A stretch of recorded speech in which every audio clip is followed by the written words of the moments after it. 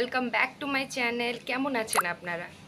আশা করি ভালো আছেন, সুস্থ আছেন। আমিও ভালো আছি, আমরা সবাই মোটামুটি সুস্থই আছি। তো আজ একটা নতুন দিন, নতুন ব্লগ নিয়ে আমি ইমন আপনাদের কাছে আবার ফিরেছি। আশা করি এই ব্লগটা দেখতে আপনাদের ভালো লাগবে। যদি ভালো লাগে তো অবশ্যই comment, like, subscribe and share করবেন আমার চ্যানেলটিকে। তো আজকের দিনটা শুরু হয়ে গেছে। ঈশাকে স্কুলে ড্রপ করেছি, সকাল থেকে বৃষ্টি কন্টিনিউ চলছে। ঈশাকে স্কুলে ড্রপ করে বাজার করে এনেছি, আর এখন বাড়ি ফিরে রান্না বসিয়েছি। মা কাল থেকে আবার ডিউটি জয়েন করবে, মায়ের সিক লিভ শেষ হলো। তো আজকে বাজারে যা যা এনেছি, বাজারে তো আগুন দাম, সবজি মাছ কিছুই সেরকম নেই বৃষ্টির জন্যে। বা চারদিকে জিজ্ঞেস করলাম যে কেন এরকম, তো বলছে চারদিকে যেহেতু বন্যা এসে গেছে সবজি নষ্ট হয়ে যাচ্ছে, মাছ আসছে না ভালো স্টক।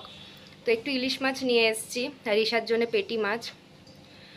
তো যাই হোক, এখন রান্নাটা করি, তারপরে ঈশাকে স্কুল থেকে নিয়ে আসি।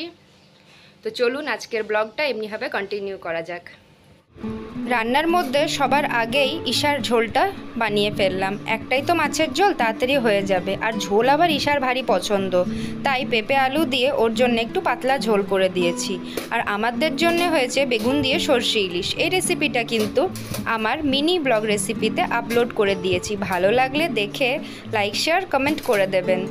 কিন্তু এরপর চলে গেছিলাম ঈশাকে আনতে, আর আনার পরেই ভাবলাম একবার আপনাদেরকে ঠাকুরটা দেখিয়ে দিই। আজ বৃহস্পতিবার, মা ঘট ভরেছে ঠাকুরের। আর এখানে এই যে ফুলটা দেখতে পাচ্ছেন, সাদা জবাটা, এটা কিন্তু আমাদের ছোট্ট ব্যালকনি বাগানের গাছে হয়েছিল। আর দিদাকে পুজো করা দেখে হঠাৎ দেখি ঈশাও স্নান করে নিজের ছোট ছোট শৌকেসের ঠাকুরগুলোকে পুজো করতে বসে গেছে। ওর আবার আবদার হয় যে দিদা, আমি স্কুলে থাকলে আমার ঠাকুরগুলোকে তুমি কেন পুজো করো না। শান্ত হয়ে গেছে, এবারে সবাই মিলে চলুন খেয়ে একটু রেস্ট নেওয়া যাক, বিকেলে আবার দেখা হবে। আর এখন অনেকটা সময় পেরিয়ে বিকেল হয়ে গেছে। ঈশার দুধ খাবে, তাই জন্য ওর জন্য দুধ ফোটানো হচ্ছে, আর আমাদের হচ্ছে চা। আর এখানে কিন্তু মায়ের সন্ধে দেওয়াও কমপ্লিট। আর মা অনেকটা কাজ আবার এগিয়ে দিয়েছে। আমি তখন ঘুমাচ্ছিলাম, মা দেখি উঠে কিচেনে সবজিটা কেটে দিয়েছে রাতের রান্নার, আর আটাটাও মেখে দিয়েছে। এবারে শুধু আমার কাজ হচ্ছে যে একটু সবজিটা করে নেওয়া আর রুটিগুলো করে নেওয়া। অনেকক্ষণ পরে আপনাদের কাছে আবার ফিরলাম।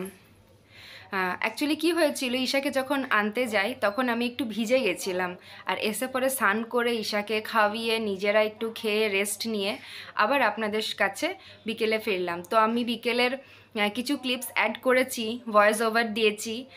রান্না আমার কমপ্লিট হয়ে গেছে, বিকেলের চা, সন্ধে দেওয়া, মায়ের সব কিছুই কমপ্লিট হয়ে গেছে। কিন্তু কি জানেন তো, ভয়েস ওভার দিয়ে কথা বলা আর আপনাদের কাছে এসে আবার কথা বলা, দুটোর মধ্যে অনেক পার্থক্য আছে। আপনাদের কাছে এসে কথা বলতে ভীষণ ভালো লাগে আপনাদের সাথে, তো ওই জন্যেই আবার ফিরলাম। আর আপনাদেরকে দুটো জিনিস দেখাবার আছে। এবার যখন সুদীপ্ত এসেছিল, ও যেহেতু উড়িষ্যার থেকে আসে, এই একটা জিনিস আর এই একটা জিনিস ও নিয়ে এসেছে মেয়ের জন্যে আর আমার জন্যে। দাঁড়ান, ব্যাক ক্যামেরা দিয়ে দেখাই। এই যে, এই দেখুন, এই দুটো একজন বয়স্ক কেউ বিক্রি করছিল, ওর দেখে খুব খারাপ লাগে তাই ও দুটো নিয়ে নিয়েছিল, ভীষণ সস্তায় নিয়েছে। আর এই যে, তো ভাবলাম এগুলো একটু কাট কাট দেখতে লাগছে, একটু কালার করে নিই। এটা ঈশার পেন, পেন্সিল, রবার রাখতে খুব ভালো লাগবে। আর এইটা ভাবছি গাছ কৌটো, যেহেতু এটা এখানে এখন ঈশার চুড়ি রাখা আছে ছোট ছোট, তো ভাবছি এটাকে লক্ষ্মী ঠাকুরের সিঁদুর কৌটো বানিয়ে দেব।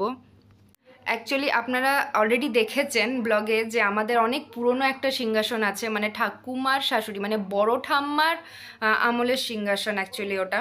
তো ওটাতে অলরেডি মায়ের গাছকৌটো রাখা আছে, আর আমার গাছকৌটো আমার শ্বশুর বাড়িতে রাখা আছে, ওখানে হাঁড়ি লক্ষ্মী আছে আমাদের, তো ওখানে রাখা আছে।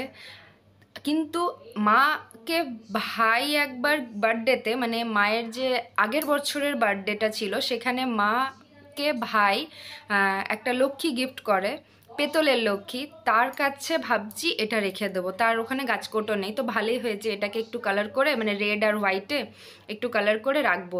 তবে আপনারা একটু সাজেশন দেবেন যে এই জিনিসগুলোতে কি কালার ইউজ করা যায়, বা কি কালার ইউজ করলে এটা দেখতে ভালো লাগে, কেমন করে সাজালে ভালো লাগবে।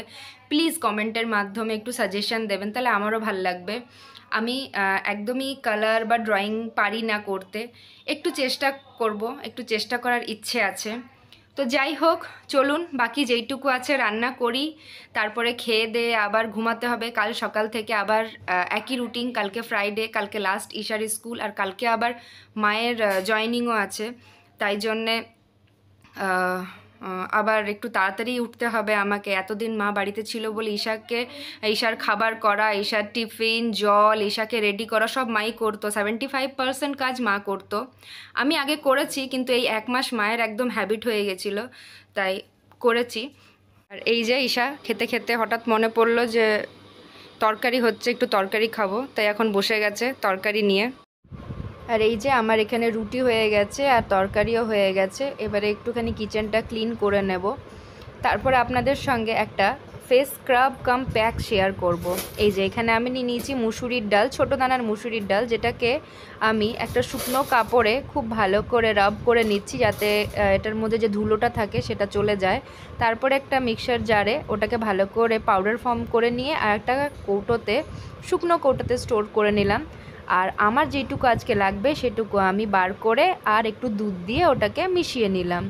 তারপর এটাকে গালে লাগিয়ে নিলাম আর একটুখানি স্ক্রাবের মতন করে আর ওটাকে 15 মিনিট মুখের মধ্যে স্টে করতে দেব। আফটার 15 মিনিট এটাকে আমি নর্মাল ওয়াটার দিয়ে ধুয়ে নিয়েছি, আর তারপরে আমার একটা যে ফেভারিট ময়শ্চারাইজার সেটা লাগিয়ে নিলাম, সেটাফিল ড্যাম, সেটা ইউজ করে নেব। আপনারা চাইলে এই হোম রেমেডিটা কিন্তু ট্রাই করতে পারেন। তো যাই হোক, আজকের জন্য এই ব্লগটা এখানেই। আগামী দিনে আবার ফিরবো, ততক্ষণ অবধি গুড নাইট, বাই।